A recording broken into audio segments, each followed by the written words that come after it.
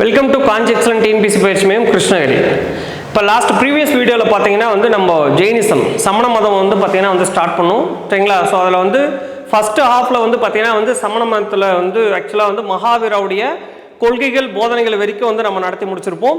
இந்த வீடியோ பார்த்தீங்கன்னா மகாவீராவுக்கு பிறகு பார்த்தீங்கன்னா சமண மதம் எப்படி ட்ராவல் ஆச்சு அப்படின்னு சொல்லிட்டு தான் நம்ம பார்க்க போகிறோம் சரிங்களா. சரி, வீடியோக்குள்ளே போகலாமா இன்னைக்கு? ரைட்டுங்க. ஸோ சமண சங்கங்கள் ரைட்டுங்களா. ஸோ சங்காஸ் அப்படின்னு சொல்லிட்டு சொல்லுவாங்க. சங்காஸ் சமண சங்கங்கள். இப்போ சமண மதத்தினுடைய சங்கத்தில் பார்த்தீங்கன்னா மொத்த உறுப்பினர்கள் டோட்டல் நம்பர் ஆஃப் மெம்பர்ஸ் அப்படின்னு சொல்லிட்டு பார்த்தீங்கன்னா 14,000 பேருங்க. மொத்த உறுப்பினர்களினுடைய எண்ணிக்கை 14,000 பேர் இருந்திருக்காங்க சரிங்களா. ஆரம்ப காலத்தில் சமண சங்கத்தில் பார்த்தீங்கன்னா பெண்களுக்கு சரிங்களா, பெண்களுக்கு அனுமதி கிடையாது. ஆரம்ப காலத்தில் சமண சங்கத்தில் பெண்களுக்கு அனுமதி இல்லை ரைட்டுங்களா.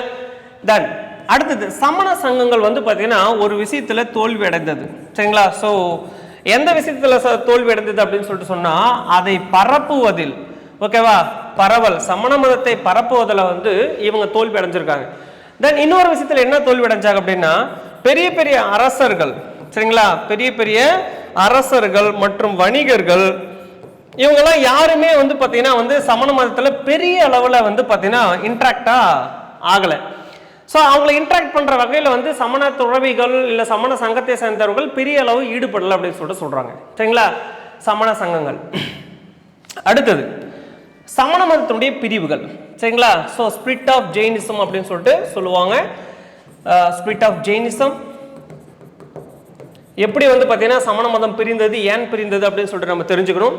ஆக்சுவலாக பார்த்தீங்கன்னா இந்த 4th century BCE ஓகேவா, பொதாண்டுக்கு முன் 4ஆம் நூற்றாண்டில் பார்த்தீங்கன்னா கங்கை சமவெளியில் ஒரு பெரிய ஃபமைன் ஓகே என்ன சொல்றது பெரும் பஞ்சம் சொல்லிட்டு சொல்லுவாங்க இல்லைங்களா. அந்த பெரும் பஞ்சம் ஏற்படும் பொழுது அங்கே இருந்த சமண துறவிகள் ரைட்டுங்களா, பொதுமக்கள் இவங்க எல்லாமே பார்த்தீங்கன்னா என்ன பண்ணுறாங்கன்னா ஒரு தலைவர் ஓகேவா, அவருடைய பேர் பார்த்தீங்கன்னா பத்ரபாஹு சரிங்களா என்பவருடைய தலைமையின் கீழ் பார்த்தீங்கன்னா இவருடைய தலைமையில் இங்கே நம்மளுடைய சவுத்தில் பார்த்தீங்கன்னா மைசூருக்கு அருகாமையில் அமைந்துள்ள சரவண பெலகுலா சரிங்களா. எங்க இருக்கு? மைசூருக்கு அருகாமையில் ஓகேவா, மைசூருக்கு அருகில் அமைந்துள்ள சரவண பெலகுலாக்கு மைக்ரேட் ஆயிடுறாங்க சரிங்களா. எப்போ? 4th century BCல. காரணம் என்ன? ஃபெமைன் ஓகேவா, ஒரு பெரும் பஞ்சம், மைக்ரேட் ஆயாச்சு. சரி, இப்போ இதனால எப்படி சார் பிரிஞ்சுது கேட்கலாம்.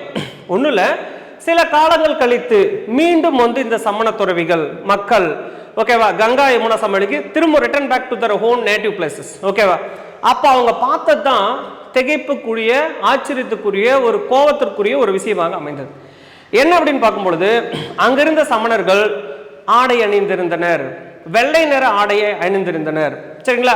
அப்போ சமண மதத்தினுடைய பிரிவுக்கான காரணம் என்ன? கொள்கை மீறல் ரைட்டா. கொள்கை மீறப்பட்டது, மகாவீரருடைய கொள்கை மீறப்பட்டது. என்ன சொன்னார் மகாவீரர்? சமண மதத்தை பொறுத்த வரைக்கும் ரைட்டுங்களா. ஸோ யாரெல்லாம் ஞானம் அடைகிறாங்களோ அவங்க ஆடையை அணியக்கூடாது, ஆடையை துறக்க வேண்டும் சொல்லிட்டு மகாவீரருடைய கொள்கை இல்லைங்களா. பட் அந்த கொள்கையை இவங்க வயலேட் பண்ணிட்டாங்க அப்படின்றதுனால தான் சமண மதத்தில் பிரிவு ஏற்பட்டது ரைட்டுங்களா. ஸோ அந்த பிரிவை பற்றி நம்ம பார்க்கலாம். அதில் ஒவ்வொரு பிரிவிற்கும் ஒரு குணாதிசயங்கள் இருக்கும், ஒவ்வொரு கேரக்டர்ஸ் இருக்கும். ஸோ அந்த கேரக்டர்ஸ்லாம் என்னென்ன அப்படின்னு சொல்லிட்டு நம்ம தெரிஞ்சுக்கலாம் ரைட்டுங்களா. சரிங்க. ஸோ சமண மதத்தில் ஏற்பட்ட பிரிவு அப்படின்னு சொல்லிட்டு பார்க்கும்பொழுது முதல் பிரிவு பார்த்தீங்கன்னா ஸ்வேதம்பரர்கள். இன்னொரு பிரிவினுடைய பேர் திக்கம்பரர்கள் ரைட்டுங்களா. ஸ்வேதம்பரர்கள் மற்றும் திக்கம்பரர்கள். தலைவர் ஸ்வேதம்பராசுக்கு தலைவர் பார்த்தீங்கன்னா ஸ்தலபாகு, திக்கம்பராசுக்கு தலைவர் பார்த்தீங்கன்னா பத்ரபாகு. ஞாபகம் இருக்கா? ஸோ யாருடைய தலைமையில் பார்த்தீங்கன்னா சரவண பெலகுலா அடைந்தனர் சமணர்கள் அப்படின்னு பார்த்தீங்கன்னா பத்ரபாகுடைய தலைமையில் தான் ஓகேவா. ஸோ ஈஸியாக கொஞ்சம் ஞாபகத்தில் வச்சுக்கலாம். இங்கேயும் இஸ்ன்னு வரும், இங்கேயும் இஸ்ன்னு வரும். இங்கிலீஷில் சொன்னாலே அப்படிதான் சரிங்களா. ஸ்வேதம்பராஸ் ஓகேவா, இங்கிலீஷில் ஸ்வேதம்பராஸ்ன்னு சொல்லுவாங்க. இதுக்கு பார்த்தீங்கன்னா திகம்பராஸ் அப்படின்னு சொல்லிட்டு சொல்லுவாங்க. சரிங்களா? ஸோ இதுக்கும் வந்து பார்த்தீங்கன்னா ஸ்தலபாகு. ஓகேவா? ஸோ ஸ்தலபாகு அப்படின்னு சொல்லிட்டு ஈஸியாக வந்து நம்ம ரிமெம்பர் பண்ணிக்கலாம் இல்லைங்களா? ஏன்னா இது ஒரு டாப்பிக்காக படிக்கும்போது நம்மளுக்கு பெருசாக கன்ஃபியூஸ் வராது ஃப்ரெண்ட்ஸ். பட் வந்து என்டையர்லாம் ஹோலிஸ்டிக்காக ஹிஸ்ட்ரி வந்து நீங்கள் முடிச்சுட்டு ரிவிஷன் கொடுக்கும்பொழுது இல்லை எக்ஸாம் அப்பியர் ஆகும்பொழுது டெஃபினட்டாக ஒரு கன்ஃபியூஷன் வரும். சரி, அந்த கன்ஃபியூஷன் வரக்கூடாதுன்னா ஏதோ ஒரு சில இடங்கள்ல அங்கங்கே நம்ம கொஞ்சம் ஷார்ட்கட்டை வந்து கொஞ்சம் ஃபாலோ பண்ணிட்டு போயிடலாம். ஓகேங்களா? சரிங்க. இப்போ அடுத்து வேற என்ன டிஃபரன்சியேஷன்? ரைட்டா? ஸ்வேதம்பராசுக்கும் திகம்பராசுக்கும் இருக்கக்கூடிய வேறுபாடுகள் என்ன அப்படின்னு சொல்லிட்டு பார்த்தீங்கன்னா மெயினான வேறுபாடு என்ன? இவங்க வந்து வெள்ளை நிற ஆடை. சரியா? வெள்ளை நிற ஆடையை இவர்கள் அணிந்தார்கள். சரியா? அதே இந்த பக்கம் பார்த்தீங்கன்னா வந்து இவர்கள் ஆடை அணியாதவர்கள். ஆடை அணியாதவர்கள். ரைட்டா? ஸோ மீனிங் இருக்குங்க. ஸ்வேதம் என்றால் வந்து பார்த்தீங்கன்னா வந்து ஒயிட்னு சொல்லிட்டு அர்த்தம். ஓகேவா? அம்பரர்கள் அப்படின்னு சொல்லிட்டு சொன்னா வந்து அணிந்தவர்கள் அப்படின்னு சொல்றது. அப்போ வெள்ளை நிற ஆடை அணிந்தவர்கள். ரைட்டா? திக்கு அப்படின்னா திசை. ரைட்டா? ஸோ திக்குன்னா திசை, அம்பரர்கள்னா ஆடை அணிந்தவர்கள். அப்ப திசையே ஆடையாக அணிந்தவர்கள், திசை தான் ஆடை அப்படின்னு என்ன அர்த்தம்? ஆடை அணியாதவர்கள் சொல்லிட்டு அர்த்தம். சரியா? சரி, இவர்கள் வசித்த இடத்தை வைத்து வேறுபடுத்தி பார்க்கலாம். இவர்கள் வசித்த இடம் வந்து மகதம் பகுதி. எனவே வந்து இவர்கள் வந்து மகதர்கள் என அழைக்கப்பட்டனர். இவங்க வசித்த பகுதி வந்து நம்பர் ரீஜன். தட் மீன்ஸ் வந்து தென்னிந்தியா. அதனால தென்னிந்தியாவுக்கு என்ன பேருங்க? தக்காணம். அதனால வந்து பாத்தீங்கன்னா இவர்கள் தக்காணம் பகுதியை சார்ந்தவர்கள் என அழைக்கப்பட்டனர். ரைட்டா? ஸோ வேற என்ன சார் டிஃபரன்சியேஷன் இருக்கு அப்படின்னு சொல்லிட்டு பார்த்தீங்கன்னா வந்து இப்போ இவங்க வந்து ஸ்வேதம்பரர்கள். ரைட்டா? எழுதிக்கலாம். ஸ்வேதம்பரர்கள் மற்றும் திகம்பரர்கள். ஸ்வேதம்பரர்கள் வந்து பார்த்தீங்கன்னா கொஞ்சம் லிபரல் பீப்புள். அதாவது வந்து பார்த்தீங்கன்னா கொஞ்சம் வளைந்து கொடுத்து போறவங்க இல்லைங்களா? ஸோ அப்படின்னு பார்க்கும்போது பெண்களை அனுமதித்தனர். எங்க ஞாபகம் இருக்கா? பெண்களுக்கு அனுமதி. சமண சங்கத்தில் ஆரம்பத்தில் பெண்களுக்கு அனுமதி இல்லைன்னு சொல்லிட்டு சொல்லியிருப்போம். ஆனா பின்னாளில் ஸ்வேதம்பரர்கள் பெண்களை அனுமதித்தனர். பட் திகம்பரர்கள் அனுமதிக்கப்படவில்லை. ரைட்டா? ஸ்வேதம்பரர்கள் மகாவீரரை கடவுளாக வணங்கினர். பட் திகம்பரர்கள் நோ, மகாவீரருடைய கொள்கையை மட்டும்தான் வந்து அவங்க வணங்கினார்கள். சரிங்களா? ஸோ இவ்வளவுதாங்க டிஃபரன்சியேஷன். ஓகேவா? ஸோ திரும்ப பார்க்கலாமா? அதாவது வந்து ஸ்வேதம்பரர்கள் திகம்பரர்கள், தலைவர் ஸ்தலபாகு, அங்க தலைவர் பத்ரபாகு, வெள்ளை நிற ஆடை அணியாதவர்கள். இவங்க மகதம் பகுதியை சேர்ந்தவர்கள், அவங்க தக்கான பகுதியை சேர்ந்தவர்கள். ரைட்டா? இவங்க பெண்கள் சங்கத்துல வந்து அனுபவிப்பாங்க, அவங்க சங்கத்துல அனுபவிக்க மாட்டாங்க. ரைட்டா? ஸ்வேதம்பரர்கள் வந்து மகாவீரரை கடவுளாக சிலை வழிபாடாக கும்பிட்டாங்க. தென் திகம்பரர்கள் மகாவீரருடைய கொள்கைகளை வணங்கினர். சரிங்களா? ஸோ இதுதாங்க டிஃபரன்சியேஷன். ஓகேவா? ஸோ சமண மதத்தினுடைய சங்கங்கள், சமண மதத்தினுடைய பிரிவுகள். ரைட்டா? சரி, இப்போ நம்ம அடுத்தது என்ன பார்க்கணும் அப்படின்னா சமண மதத்தினுடைய மாநாடுகள். ரைட்டா? சமண மதத்தில் ஆக்சுவலா 2 மாநாடுகள் நடைபெற்றிருக்குங்க. ரைட்டா? ஸோ அந்த 2 மாநாடுகள் வந்து பார்த்தீங்கன்னா வந்து 1 by 1 நம்ம பார்க்கலாம். ஸோ ஃபர்ஸ்ட் வந்து பார்த்தீங்கன்னா வந்து மாநாடு. தென் அடுத்து வந்து பார்த்தீங்கன்னா வந்து நடைபெற்ற இடம் எங்க நடைபெற்றது, மாநாட்டிற்கு வந்து பார்த்தீங்கன்னா தலைமை யாரு, தென் காலம் என்ன. ரைட்டுங்களா? ஸோ முதல் மாநாடு பாடலிபுத்திரா. தலைமை யார் அப்படின்னு பார்த்தீங்கன்னா ஸ்தலபாகு. பீரியட் எப்படின்னு சொல்லிட்டு பார்த்தீங்கன்னா வந்து 3rd century BCE, பொது ஆண்டுக்கு முன் 3ஆம் நூற்றாண்டு அப்படின்னு சொல்லிட்டு பார்க்குறோம். சரிங்களா? அடுத்தது 2வது மாநாடு வந்து பார்த்தீங்கன்னா நடைபெற்ற இடம் வல்லாபி. ரைட்டுங்களா? இது வந்து பார்த்தீங்கன்னா குஜராத்துங்க. வல்லாபி வந்து குஜராத். பாடலிபுத்திரம் வந்து பார்த்தீங்கன்னா இன்னைக்கு பிரசன்ட் பாட்னா தான் வந்து பார்த்தீங்கன்னா அன்னைக்கு பாடலிபுத்திரம்னு சொல்லிட்டு சொல்லுவாங்க. அது ஆக்சுவலாக வந்து பீகார். ரைட்டா? இதுக்கு தலைமை தாங்கியவர் யார் அப்படின்னு சொல்லிட்டு பார்த்தீங்கன்னா தேவர்த்திகா ஷாமா. ரைட்டுங்களா? தேவர்த்திகா ஷாமா அப்படின்னு சொல்லிட்டு சொல்லுவாங்க. நடைபெற்ற காலம் வந்து 5th century CE. That means வந்து பொது ஆண்டு. இப்போ ஓகேவா? பொது ஆண்டு 5ஆம் நூற்றாண்டுல வந்து பார்த்தீங்கன்னா நடைபெற்றது. அப்போ மொத்தம் 2த்துக்கும் இடைப்பட்ட காலம் எவ்வளோன்னு பார்த்தீங்கன்னா அங்கே ஒரு 300 வருஷம், இங்கே ஒரு 500 வருஷங்க. அப்போ ஏறத்தாழ 700லேருந்து 800 ஆண்டுகள் வித்தியாசம் இந்த 2 மாநாடுகளுக்கும். சரிங்களா? ஸோ இப்போ பாருங்க, முதல் மாநாட்டுடைய தலைவர் யாரு? ஸ்தலபாகு. அதனால முதல் மாநாட்டில் சமண மதத்தினுடைய முதல் மாநாட்டில் சரிங்களா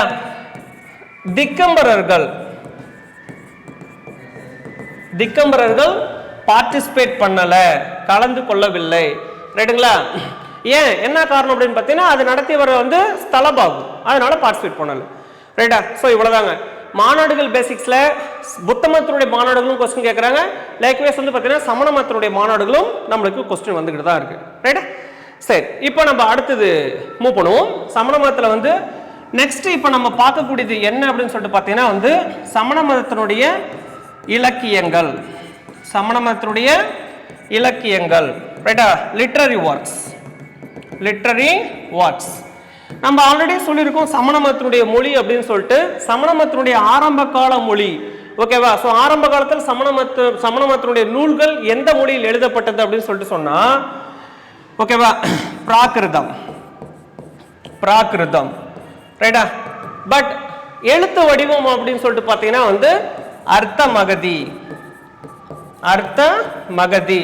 ஓகேவா? இது வந்து எழுத்து வடிவங்க. சரிங்களா? ஸ்கிரிப்ட் ஸ்டைல்னு சொல்லிட்டு சொல்லுவோம் இல்லைங்களா? ஸோ ஸ்கிரிப்ட் ஸ்டைல் வந்து அர்த்த மகதி. ரைட்டா? சரி, ஏன்னா எக்ஸாம்பிள் நூல்கள் இருக்கா சார் அப்படின்னு பார்த்தீங்கன்னா பல நூல்கள் இருக்கு. சமண மதத்தை பேஸ் பண்ணி எழுதப்பட்ட பல நூல்கள் நம்ம சொல்ல முடியும். ஸோ அதில் வந்து பார்த்தீங்கன்னா இயர்லி டைமில் ஓகேவா? ஸோ இயர்லி டைமில் எழுதப்பட்ட நூல்கள் அப்படின்னு சொல்லிட்டு பார்த்தீங்கன்னா ஃபர்ஸ்ட் ஒன் அப்ரஹம்சா. ஓகேங்களா? அப்ரஹம்சா அப்படின்னு சொல்லிட்டு ஒரு நூல். ரெண்டாவது வந்து பார்த்தீங்கன்னா வந்து பாக்வதி சூத்ரா. பாக்வதி சூத்ரா. பாக்வதி சூத்ரா. சரிங்களா? மூன்றாவது நூல் வந்து பார்த்தீங்கன்னா வந்து கல்ப சூத்ரா. கல்ப சூத்ரா. கல்ப சூத்ரா. ரைட்டுங்களா? ஸோ இந்த கல்ப சூத்ரா எழுதுனது யார் அப்படின்னு சொல்லிட்டு பார்த்தீங்கன்னா வந்து பத்ரபாகு. ஞாபகம் இருக்கா? பத்ரபாகு திகம்பராசனுடைய தலைவரான பத்ரபாகு தான் வந்து கல்ப சூத்திரத்தை எழுதியிருப்பார். ஸோ இந்த கல்ப சூத்திரம் எதை பத்தி பேசுது அப்படின்னா தீர்த்தங்கரர்களுடைய வாழ்க்கை. ஓகேவா? ஸோ தீர்த்தங்கரா ஞாபகம் இருக்குன்னு நினைக்கிறேன்.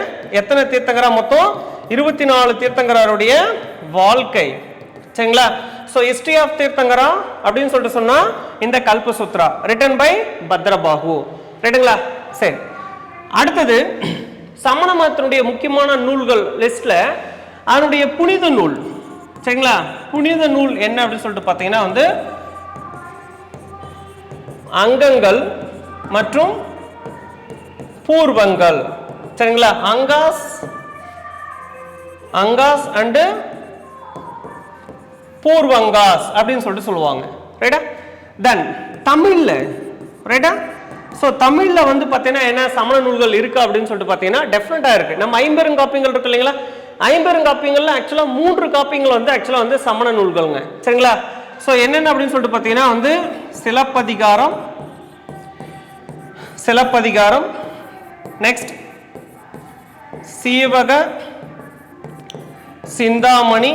சிலப்பதிகாரம், சீவக சிந்தாமணி. Third one Valaiyapathi. ஓகேவா? தென் 50 காப்பியங்கள் அப்படின்னு சொல்லிட்டு பார்ப்போம் இல்லைங்களா? அதுல வரக்கூடிய சூடாமணி. ஓகேவா? இது எல்லாமே தமிழில் புகழ்பெற்ற சமண நூல்கள், சமண காப்பியங்கள். டெஃபினட்டா क्वेश्चन கேட்பாங்க. சரிங்களா? சோ அப்ரஹம்சா, பாக்வதி சூத்ரா, கல்ப சூத்ரா, அங்காஸ், பூர்வங்காஸ், சிலப்பதிகாரம், சிவக சிந்தாமணி, வளையாபதி மற்றும் சூடாமணி இவை எல்லாம் வந்து சமண மதத்துடைய முக்கியமான இலக்கணங்கள், இலக்கியங்கள் அப்படின்னு சொல்லிட்டு நம்மளால சொல்ல முடியும். ரைட்டுங்களா? சரி, ஓகே. அடுத்து வந்து பார்த்தீங்கன்னா சமண மதத்துல ரைட்டுங்களா சமண மதத்தை பின்தொடர்ந்த அரசர்கள் லிஸ்ட்னு ஒன்று இருக்குங்க. சரிங்களா? ஸோ அந்த அரசர்கள் வெரி வெரி இம்பார்ட்டன்ட். யார் யாரெல்லாம் சமண மதத்தை ஃபாலோ பண்ணாங்க அப்படின்னு சொல்லிட்டு, ஸோ சமண மதத்தை ஃபாலோ பண்ண அரசர்கள் ரைட்டா? ஸோ கிங்ஸ் ரைட்டா? ஸோ ஃபர்ஸ்ட் வந்து பார்த்தீங்கன்னா பிம்பிசாரா. ஆக்சுவலா பிம்பிசாரா வந்து பார்த்தீங்கன்னா மகாவீராவுடைய கான்டெம்பரரிங்க, மகாவீரருடைய சமகாலத்தவர் அப்படின்னு சொல்லிட்டு சொல்லுவாங்க. இந்த பிம்பிசாரா வந்து பார்த்தீங்கன்னா போத் சமண மதம் மற்றும் பௌத்த மதம் ரெண்டுத்தையுமே வந்து ஒரு சேர ஆதரவு தெரிவித்தார் அப்படின்னு சொல்லிட்டு சொல்றாங்க. ஓகேவா? ஸோ பிம்பிசாரா. ஸோ இவர் வந்து பார்த்தீங்கன்னா அரியங்க வம்சம் ரைட்டா? ஸோ பிம்பிசாரா வந்து பார்த்தீங்கன்னா அரியங்க டைனாசிட்டி. இந்தியாவில் இந்தியர்களால் தோற்றுவிக்கப்பட்ட முதல் அரச வம்சம் அப்படின்னு சொல்லிட்டு பேரு அரியங்க வம்சம். சரி, அடுத்தது வேற யாரு? சமண மதத்துல சமண மதத்தை ஃபாலோ பண்ண அடுத்த அரசர்கள் அப்படின்ற லிஸ்ட்ல வந்து பாத்தீங்கன்னா ரொம்ப ரொம்ப முக்கியமான ஒரு நபர் சந்திரகுப்த மௌரியர். ஓகேவா, சந்திரகுப்த மௌரியர் உங்களுக்கு ஞாபகத்தில் இருக்கும்னு நினைக்கிறேன். பத்ரபாகு தலைமையில வந்து சரவண பெலகுலாக்கு இடம்பெயர்ந்து வந்தாங்களா, அப்படி வந்த நபர்களில் மிகவும் முக்கியமானவர் வந்து பார்த்தீங்கன்னா சந்திரகுப்த மௌரியர், founder of Mauryan dynasty, Mauryan empire. ஓகேவா, மௌரிய பேரரசை சேர்ந்தவர். தென் அடுத்தது வந்து பார்த்தீங்கன்னா வந்து நம்ம தமிழ்நாடு ஹிஸ்டரியில பார்க்குறோம் அப்படின்னா மாரவர்மன் அரிகேசரி, மாரவர்மன் அரிகேசரி. அடுத்தது மகேந்திரவர்ம பல்லவன், மகேந்திரவர்ம பல்லவன் ஒன்று, முதலாம் மகேந்திரவர்ம பல்லவன். பட் இவங்க ரெண்டு பேருமே ஆரம்பத்தில் தான், ரைட்டா. பின்னாளில் வந்து பார்த்தீங்கன்னா வந்து இவங்க ரெண்டு பேருமே வந்து சைவ மதத்தை தழுவிருப்பாங்க. பின்னாளில் சைவ மதம், பட் ஆரம்பத்தில் வந்து பார்த்தீங்கன்னா சமண மதத்தை ஃபாலோ பண்ணுவாங்க, ரைட்டுங்களா. ஸோ இந்த லிஸ்ட்ல வந்து பார்த்தீங்கன்னா அடுத்தது வந்து நம்ம பார்க்கக்கூடியது வந்து கடம்பர்கள், கடம்பர்கள். நெக்ஸ்ட் வந்து பார்த்தீங்கன்னா கங்கர்கள், கடம்பர்கள், கங்கர்கள். இவங்க எல்லாமே யார் அப்படின்னு சொல்லிட்டு பார்த்தீங்கன்னா மைசூர் அண்ட் நியர்பை, சரிங்களா. ஸோ மைசூர் மற்றும் மைசூரை சுற்றியுள்ள பகுதிகளை ஆட்சி செய்தவர்கள் தான் கடம்பர்கள் மற்றும் கங்கர்கள், ரைட்டா. ஸோ அடுத்து வந்து பார்த்தீங்கன்னா சாளுக்கியாஸ், சாளுக்கியர்கள் அப்படின்னு சொல்லுவோம். அடுத்தது பார்த்தீங்கன்னா வந்து ராஷ்டிரகூடாஸ், ராஷ்டிர கூடர்கள். ஓகேவா. தென் அடுத்தது வந்து பார்த்தீங்கன்னா வந்து காரவேலன், காரவேலன், கலிங்கம். இவருடைய ஆட்சி பகுதி எங்க? கலிங்கம், கலிங்கத்து காரவேலன். இவருடைய ஃபுல் நேம் ஆக்சுவலா கலிங்கத்து காரவேலன் தான் சொல்லுவாங்க. ஸோ இவங்க எல்லாமே வந்து ஃபாலோவர்ஸ் ஆஃப் ஜெயினிசம், ரைட்டுங்களா. சரி, அடுத்தது சமண மதத்தினுடைய அடுத்த டாபிக் வந்து என்ன அப்படின்னு சொல்லிட்டு பார்த்தீங்கன்னா வந்து கலை மற்றும் கட்டிடக்கலை, ரைட்டுங்களா. சமண மதத்தினுடைய கலை மற்றும் கட்டிடக்கலை, முக்கியமான ஆலயங்கள், ஓகேவா, என்னென்ன எங்கெங்க கட்டப்பட்டது அப்படின்னு சொல்லிட்டு நம்ம பார்க்க போறோம். தென் முக்கியமான சிற்பங்கள், ரைட்டா. சரி, இதுல ஃபர்ஸ்ட் வந்து பார்த்தீங்கன்னா தில்வாரா ஆலயம், தில்வாரா ஆலயம். ஓகேவா, எங்க கட்டப்பட்டது? வெரி ஃபேமஸ்லி மவுண்ட் அபு மலை. ஓகேவா, மவுண்ட் அபு மலை எங்க இருக்கு? ஆரவல்லி மலைத்தொடர், ஆரவல்லி மலைத்தொடர், மவுண்ட் அபு, சரிங்களா. ஸ்டேட் அப்படின்னு சொல்லிட்டு பார்த்தீங்கன்னா ராஜஸ்தான். ஓகேவா. அடுத்தது வந்து பார்த்தீங்கன்னா வந்து கஜிராவோ, கஜிராவோ சமணர் ஆலயம், சரிங்களா. கஜிராவோ சமணர் டெம்பிள். ஓகேவா, ஏன்னா கஜிராவோன்றது ரொம்ப ஃபேமஸான ஒரு டெம்பிள் சிட்டி. ஓகேவா, which is located in MP, மத்திய பிரதேசத்தில் இருக்கக்கூடிய ஒரு டெம்பிள் சிட்டி.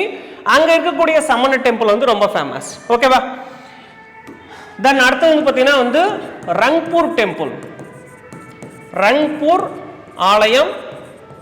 இதுவுமே வந்து பார்த்தீங்கன்னா ராஜஸ்தானில் தான் இருக்கு, சரிங்களா, ரங்பூர் ஆலயம்.